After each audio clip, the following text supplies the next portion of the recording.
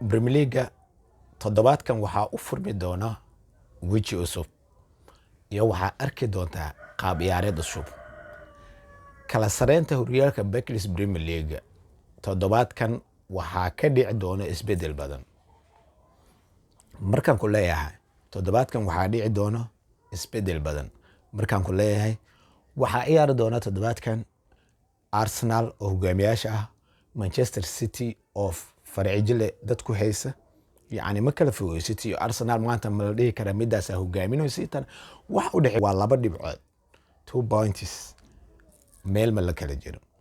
Arsenal iyo Manchester City foodey isayaan ninkii reer ku hari doona ma maqli jirtay kulankaas ka dhici doona. Sidoo kale waxaa ciyaari doonta Blues iyo Liverpool waa ragga yani kareebin meesh Aston Villa sanadkan karkar waa Aston Villa way ku jirta tartankan waliba timetable-ka waxay ka taagan tahay darajooyinka ugu sareeya oo loo tartamo ameyba ka dhacdaa sida xiliyaareedkii Arsenal booska labaad ku dhameysanaysay oo horyaalka Jamie Vardy argagax ku qaaday asigoo heerka hoose ka imaaday argagax heerka hoose asoo ka imaaday horyaalka Premier League saas u qaadan jiray. Premier League meel lama kala jiro rag way ishaayaan. Manchester City Arsenal hadda fiiri kooxda booska koowaad ku jirta iyo tan lixaad ku jirta waxa u dhaxeeya waa 7 dhibcood ilaa 6 dhibcood wax ka badan uma dhaxeey.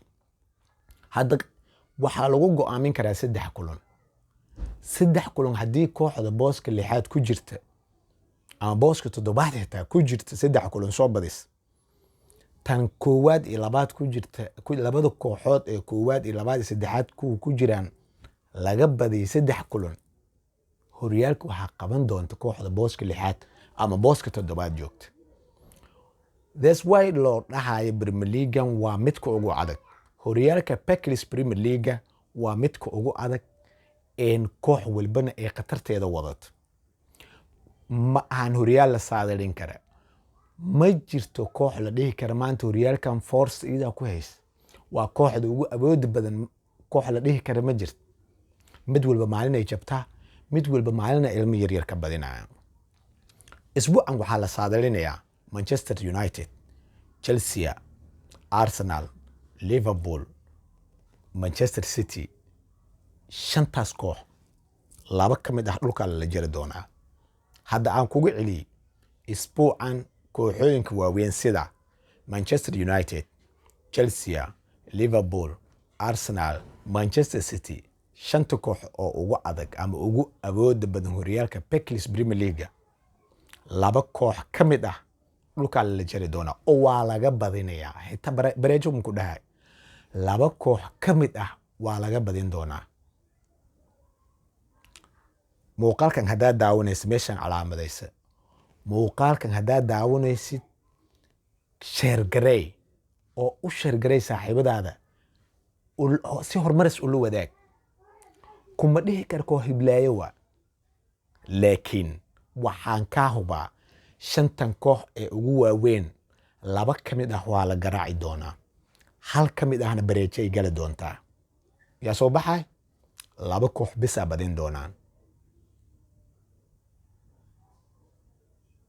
آمن وأوجي هاد وحاس ليدا وإسك هادلو إلياس وحاس واحد يكرر معهن كوحين كان سانوا هوريالك أرسنال أو جامينوس مانشستر سيتي ويسوق عادي واحد بدنا أسكو دردري كرتا إيروميسا كوحين كان شنتن كوح أو واوين أسبوعا لبك مده على جراعيا ميت كمده بريجي جلي وحاجوليسن دون لبك مده شنتاس.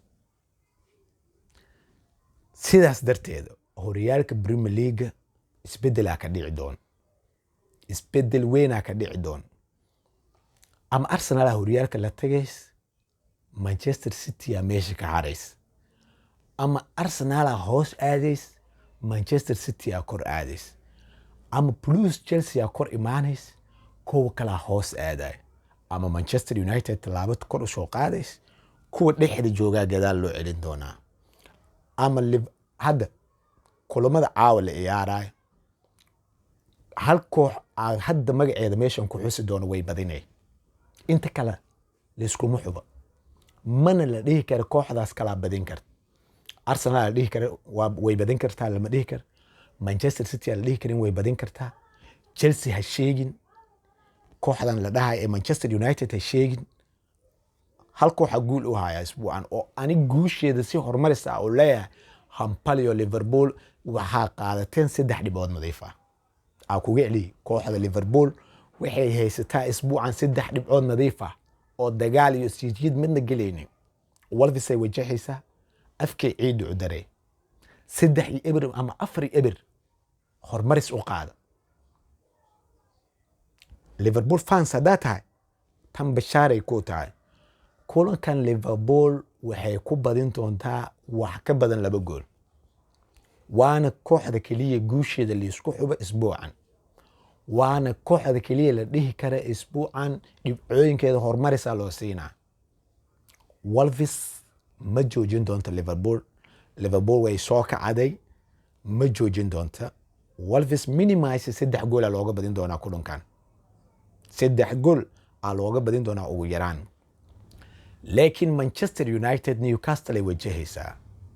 hadda 7 kulan ugu dambeysay oo Manchester United iyo Newcastle ciyaaraan hal kulan bas ay badisay United.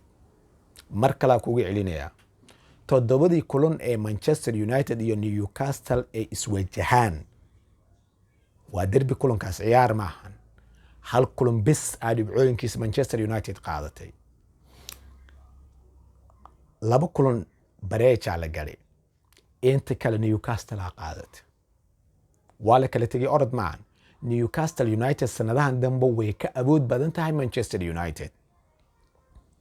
Manchester City sanadkan sanadkeeda ma ahan mana la saadalin kara. mar way iska badinay marna dhulkay galay. Manchester City waxay taqaanaa hebla iga maqan ciyaaryahan heblowa maqan hebla iga dhaawacmay. That's why aan ku leeyahay Manchester City ma tartami karto. horyaalkana kuma tartami karto mana ku guuleysan karto. waa laga yaabaa Arsenal koox kale inay ka dulqaado horyaalkan laakiin Manchester City ha uga cabsanin.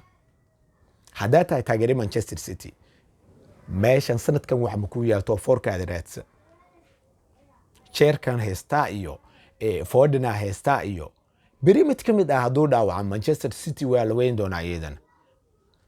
taas waa sababta Manchester City horyaalka ugu tartamayn. sababta koowaad aan kooxda kubadda cagta Arsenal horyaalkan ugu calaamadeynayo waxay tahay Arsenal ciyaaryahan kasta oo kamid ee kooxda kubadda cagta Arsenal u ciyaara sanadkan bil iyo wax ka badan dhaawac soo gaaray. daafacyada kooxda kubadda cagta Arsenal waa daafacyada isbedelka ugu badan sameeyay xilli ciyaareedkan Premier League. sidoo kale dhexdooda iyo weerarkooda xidig weerar Arsenal ka ciyaaraya oo sanadkan dhaawacmin ma jiro. haddana Arsenal aan ku raaciyay Champions League ilaa iyo Premier League kaliya 2 kulan laga badiyay xilli ciyaareedkan oo dhan. taas waa sababtan u leeyahay Arsenal sanadkan challenges ama cadaadis ma kala kulmi doonto Manchester City. horyaalkan Arsenal saasan ku siin karaa. laakiin waxaa dhici karta kooxooyin kale oo yar oo farqa ku jira inay ka soo dhax talaabsadaan horyaalkan iyaga saas ku dafaan. laakiin waxba ma ka sugay Manchester City. sidoo kale Liverpool waxba ma ka sugo.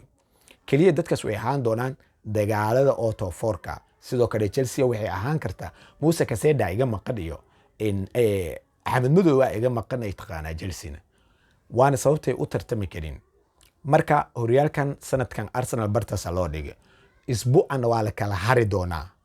haddaan kugu celinayaa isbuucan waa isbuucii la kala haray Manchester United, Manchester City, Liverpool, Arsenal iyo Chelsea. dhammaantoodaba isbuucan 2 kamid dhulka la jaraya. 1 kamid Doroway galay. 2 kamid way badin doonaan. haddii aad hadda idaabanaysa muuqaalkan aad riska taaba in love nasaar si aad beri marka ciyaarta dhamaato marka ciyaaraha dhamaadaan isbuucan Sabti iyo Axad marka ciyaaraha dhamaama Sabtiga la kala baxaa baadi meel fog baan maalinta Sabtiga waa la kala baxaya. aad muuqaalkan dib u daalacatid like sar aad riskana taaba aad baad u mahadsantahay. muuqaalkan si share garay la wadaag saaxiibadaada qabiirada sportiska meel walba ay joogaan. saadashaala kulamadana hoos nooga dhiiba. aad baad u mahadsantahay. natiijada kulanka waan ka sugaynaa.